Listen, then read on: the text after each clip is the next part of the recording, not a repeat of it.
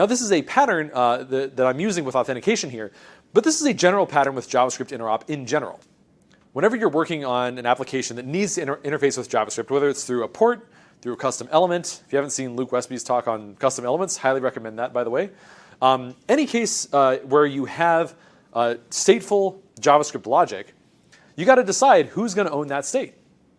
Either your JavaScript code is going to be subservient to the Elm code and say, yeah, you know what, I happen to know this JavaScript code is not doing its own state management. It's going to completely delegate and trust all the values that it gets from Elm, in which case, great. You can say Elm is the source of truth. Whatever's in the model is reality, and that JavaScript code is going to rely on that, and at best, it's going to cache it.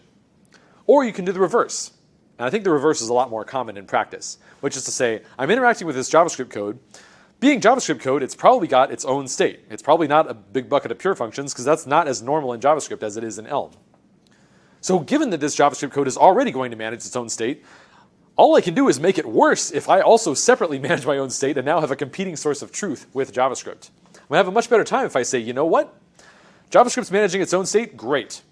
I am just going to listen to what it's got going on, and I'm just going to do my best to keep my own caches as fresh and unstale as possible, using techniques like this, where we're saying every single time your state changes, I want to know about it, I want to update my cache.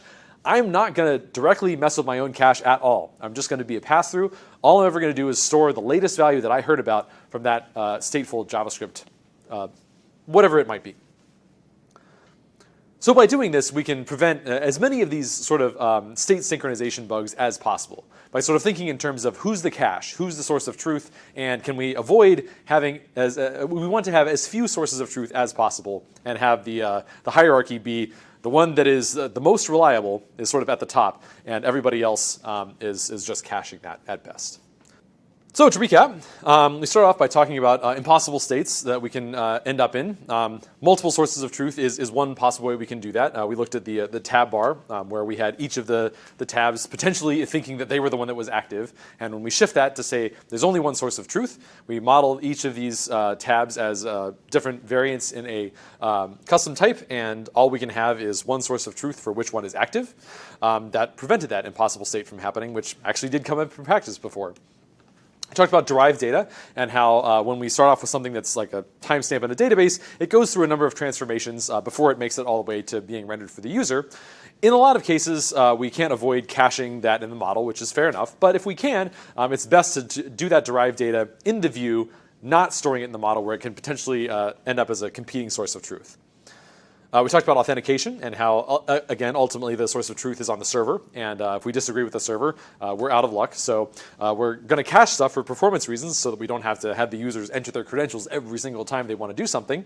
But we're going to be aware that those things are caches, and we're going to take as many steps as we can to prevent those caches from getting stale by doing things like every time local storage updates, updating the model, and not ever changing the session in the model through any other means other than refreshing that cache.